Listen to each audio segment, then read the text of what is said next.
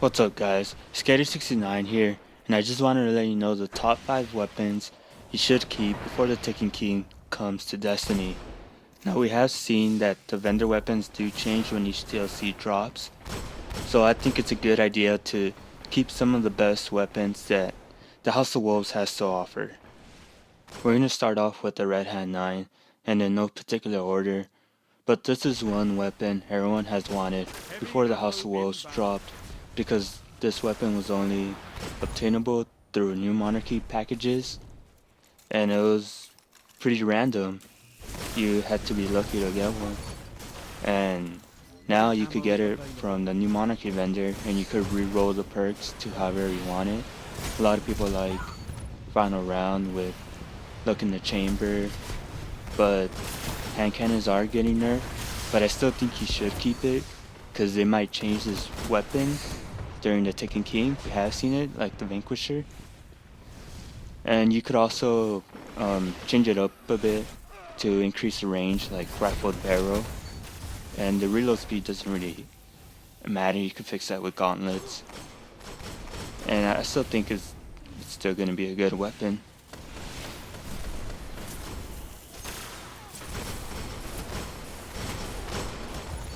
Push and victory is yours. Our next weapon is going to be the Hopscotch Program. Now a lot of people say this is probably the best pulse rifle you can get in the game right now, but it can be argued through the other top tier pulse rifles. But this is still a really good pulse rifle that you should keep for the Taken King. This weapon is only acquired through Vanguard strikes, or through the Prison of Elders chest if you're lucky. You might have to spare some time to grind for this weapon, but again, it is worth it. It is a pretty good pulse rifle, and I have it ascended already. And it has really good stability, and if you use base framed on this weapon, you'll pretty much max out the stability, and it will be a really good weapon if you had good perks on it as well.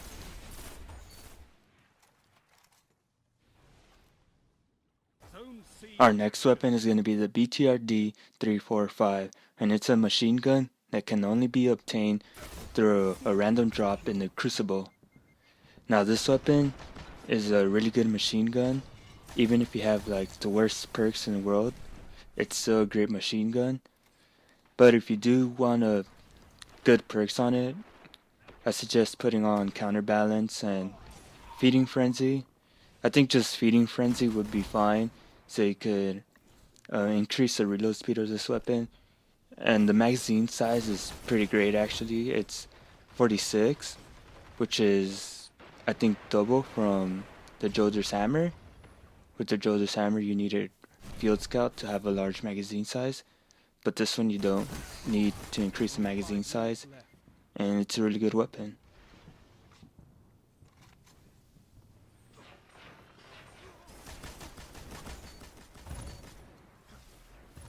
Now we're going to go into her Benevolence, which is a good sniper, and it's similar to the LDR from the Dark Below. Now this weapon can only be acquired in 3 ways: from the Prison of Elders chest, from Ether chests from the Queen bounties, or from a package you receive from Petrovenge when you turn in bounties at the Reef. This weapon is a really good PvP and PvE sniper, and I have Hadnite stock on mine, which increases the stability, and it pretty much has no recoil. And also a lot of people like Hidden Hand on snipers, which will pretty much give you more of a chance to get a headshot on another person, which I think is kind of overpowered, but you know, it's still a pretty good perk. And with this sniper, you could take down shielded enemies that have been revived in Trials of Osiris with 1 bullet to the head, because there are other weapons that take 2 bullets to take down a person that's revived. 2 to the head, or 1 to the head and the other to the body.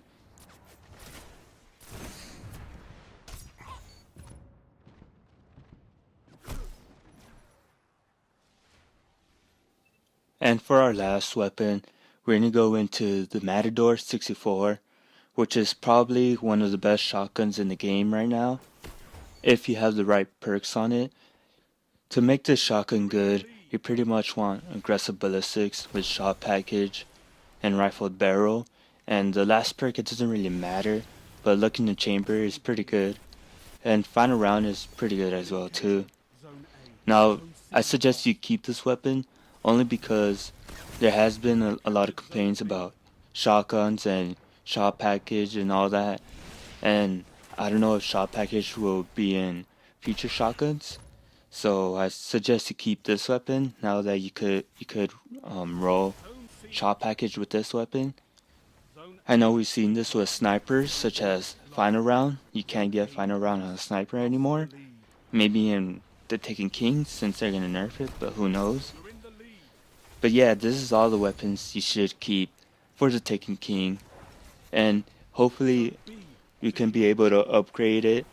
Like the House of Wolves Ascended in some process, or Bungie will probably create a new way to ascend our old weapons for Destiny, and in a good way, cause we don't want to use our old weapons over and over again.